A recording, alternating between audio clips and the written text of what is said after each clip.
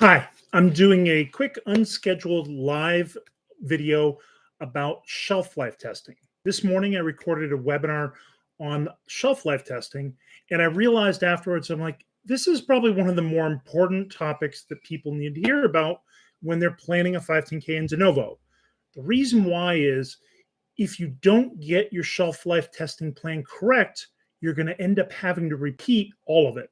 And when I say all of it, that means all your performance testing will have to be repeated again for your shelf life claim that you want. So if you want a 1 year shelf life, you not only have to test unaged product, but you have to test the aged product for all the performance requirements.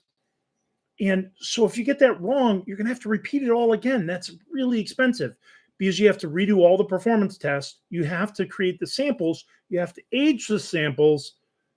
You also have to do the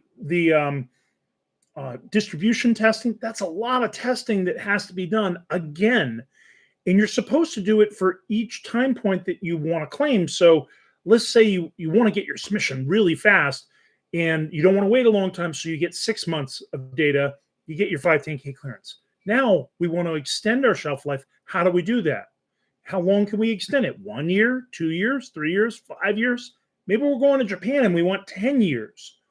So you want to get that plan right the first time so you can just copy it over and over again and minimize your costs. You don't want any mistakes. You want to make sure you have enough samples. So you got to get that right. It's the only way to make sure you have that right. You got to do a pre-sub before you start the testing. So this is probably the number one reason why you want to do a pre-sub, short of I'm going to do a clinical study, which most 510K clients, they're not doing clinical studies. But if you have a clinical study, that's a little higher. But short of a clinical study, this is probably the number one reason you ought to be thinking about doing a pre-sub. And it's not limited just to devices that are sterile. There are shelf life testing requirements for non-sterile products too. So the first thing I covered in this webinar was where you select, does this product, is it sterile or not? It eliminates the requirement for the sterility section in the FDA eSTAR, but it doesn't eliminate the shelf life testing section. You still have to answer those questions.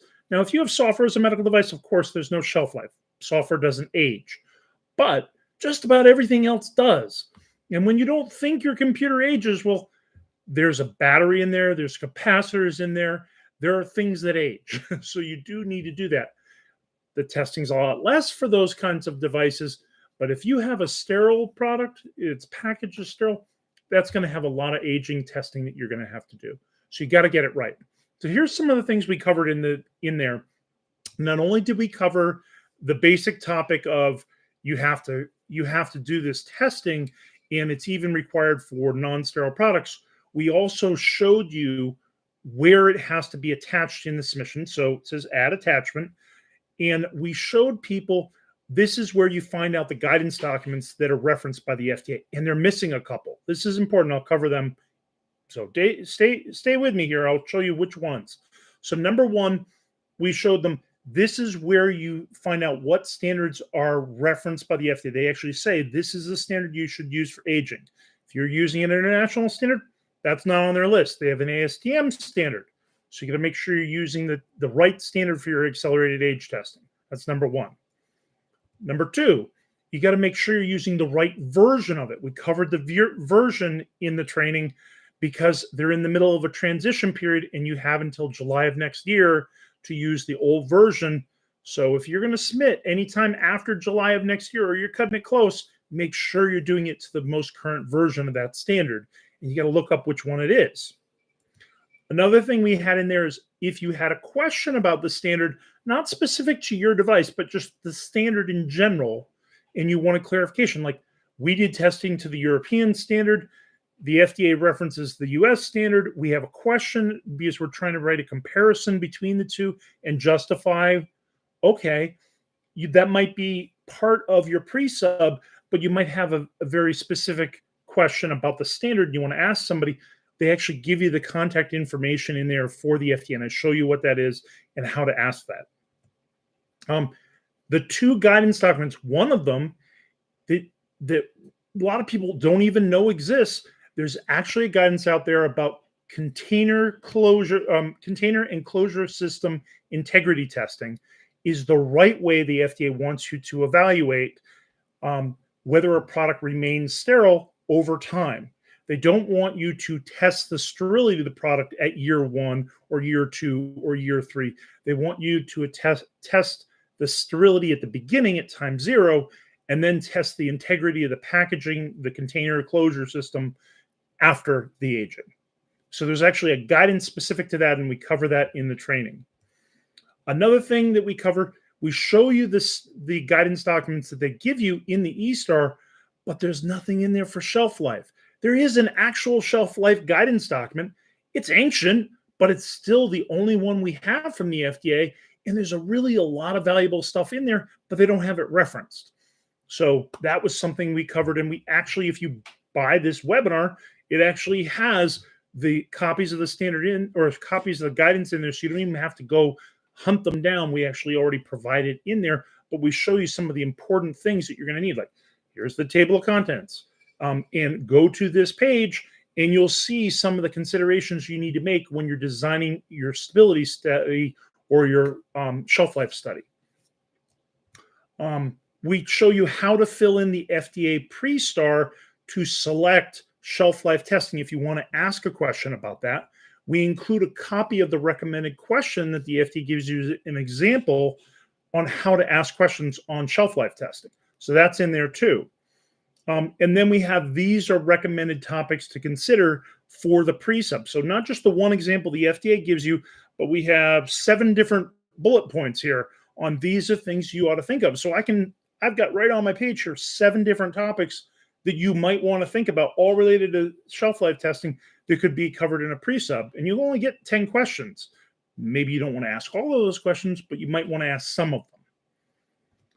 And then we even get into another topic of devices that are multiple use. So we have some products, they're not sterile, but they have a shelf life, and they have preservatives in them instead of sterilizing them. But once you open them and you use them more than once, that impacts the sterility, or not sterility, but shelf life and stability of the product. So you have to test for that. So we talk about that, and we actually included screen captures of the sections of the draft guidance the FDA just recently released. This is what they want for testing. And we talk about how that testing would be designed, how you would simulate the use of the device and then set it aside for the stability testing, and then test after your accelerated age period is over with. So that's something we've done for several products in the past, for like anything that's a dressing, a gel, a wound wash, a personal lubricant. Those are the kinds of things that we're talking about here. And then the last item, if you want to extend the shelf life, almost everybody is in a time crunch. This shelf life testing is one of the last things you get your final report on, so you can submit your 510K or your de novo. And because you were short for time, you said, okay, we'll just pull it at 6 months accelerated, which is like 19 days. And then you do all that testing. Well, you're not going to launch a product with 6 months of shelf life. You're going to want to extend it. So while the FDA is reviewing it, you test for 1 year, 2 years, 3 years, you push it out further. How do you extend that without doing another 510K?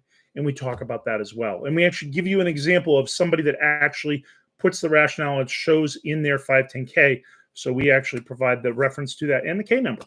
So a lot of valuable information in here. This testing is probably the most important thing that you need to think about, except the clinical studies for a 510K, so you don't have delays.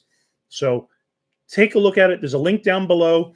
And if you have somebody that is doing shelf life testing, stability testing, or planning it, share this link with them, and they maybe get a lot of value out of this. It'll save you thousands, if not tens of thousands of dollars in testing if you just avoid one mistake.